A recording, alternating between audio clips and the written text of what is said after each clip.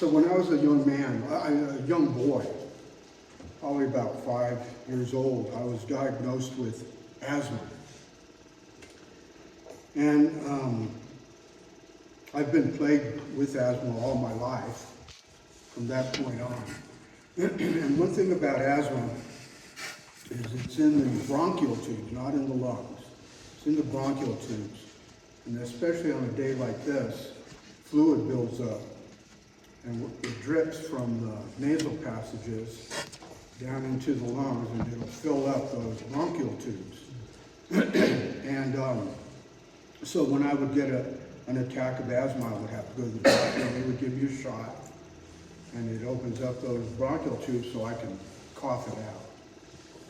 Another thing about asthmatics is we don't like to run.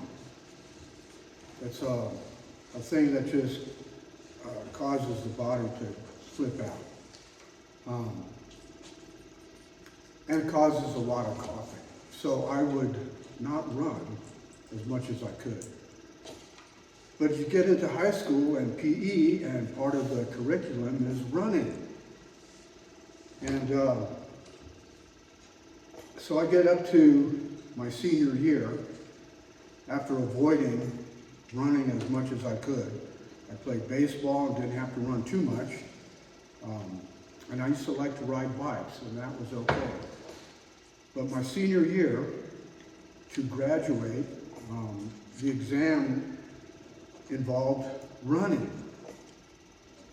And so I had to run. I had kept from running for a long time, doing all the calisthenics, pull-ups, push-ups, sit-ups, those things I could do. And I learned how to do them and got the upper body strength to take care of those things. But I did not like to run. So my senior year, I have to run. And I thought, how am I going to do this? How am I going to pass the final? The coaches were all sympathetic for the most part. They would, after I told them that I was an asthmatic, they would keep the running down to a minimum. So we go to the track, and it's a quarter-mile track around the football field. And we start running. And it's the senior class, and there's a lot of track stars. So the track stars, they take off, they're in the front, and they're just taking off. And it was a timed event. I'd like to say it was 4 minutes that we had to run. I'm not sure if that was actually the time, but so I got behind David Fasula. He was a jock, he was a football player.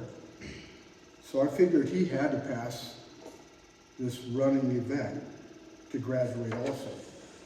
So I stayed behind David the whole mile. He slowed down, I would slow down. He'd speed up, I would speed up.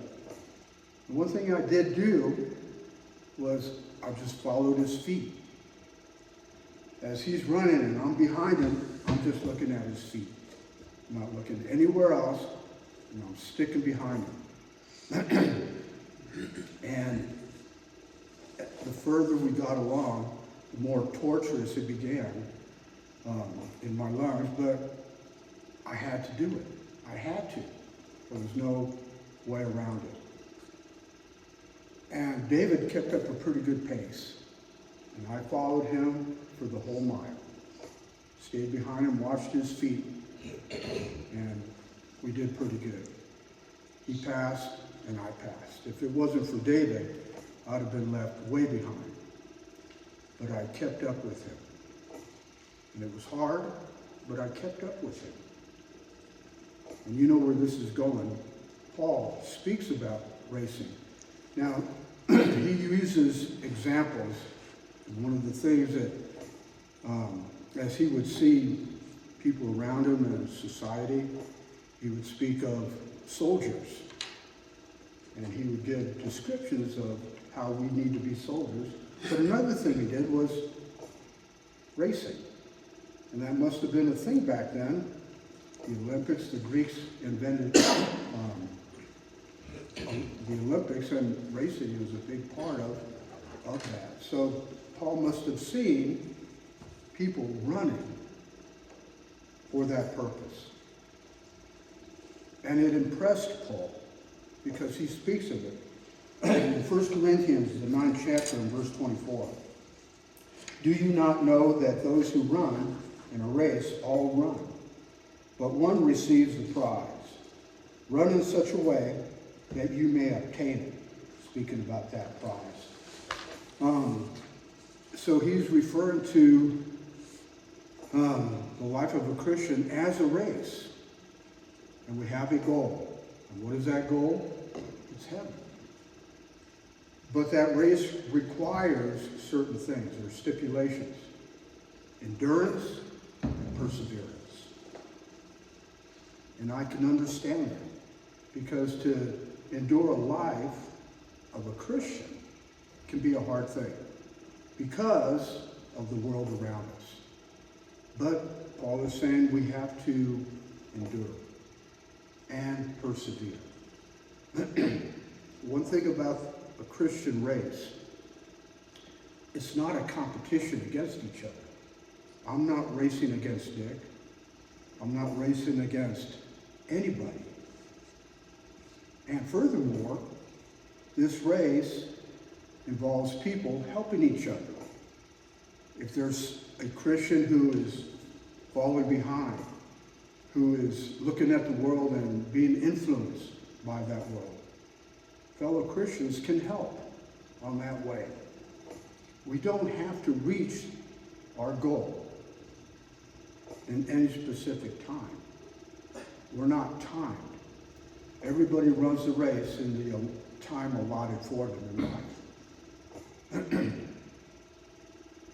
Paul also writes in Hebrews, the 12th chapter, first 2 verses, Therefore, since we have so great a cloud of witnesses surrounding us, let us also lay aside every encumbrance and the sin which so easily entangles us, and let us run with endurance the race that is set before us, fixing our eyes on Jesus, the author and perfecter of faith, who, for the joy set before him, endured the cross, despising the shame, and has sat down at the right hand of the throne of God.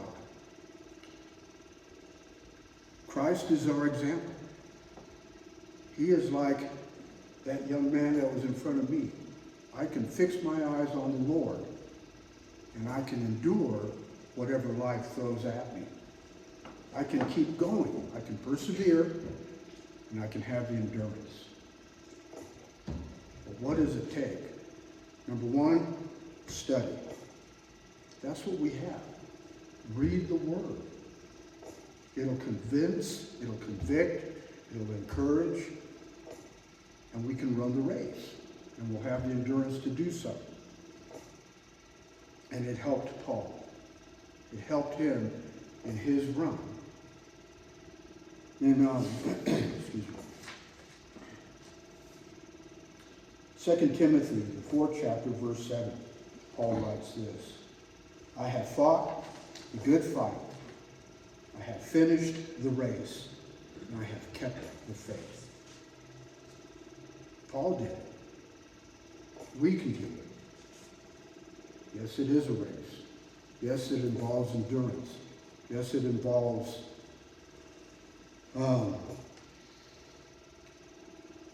perseverance. But we can do it. We need each other. We need the Word of God. We need the Lord to be our example, be in front of us, leading us. And it can be done. It's hard. Sometimes, yes, it is. Sometimes you have to stop and cough all that stuff out, so to speak. Sometimes you have to sit back and think, why? Why am I doing this? And it's because of the prize that waits for us, heaven. And the Lord is there, sitting at the right hand of God, encouraging us, leading us on. We can do this, brothers. We can do it. Let us do it. Thank you for your patience. If you would like more information, or if you'd like to participate in our Bible studies and worship services, we would love to have you come join us at the Northeast Church of Christ in Albuquerque, New Mexico.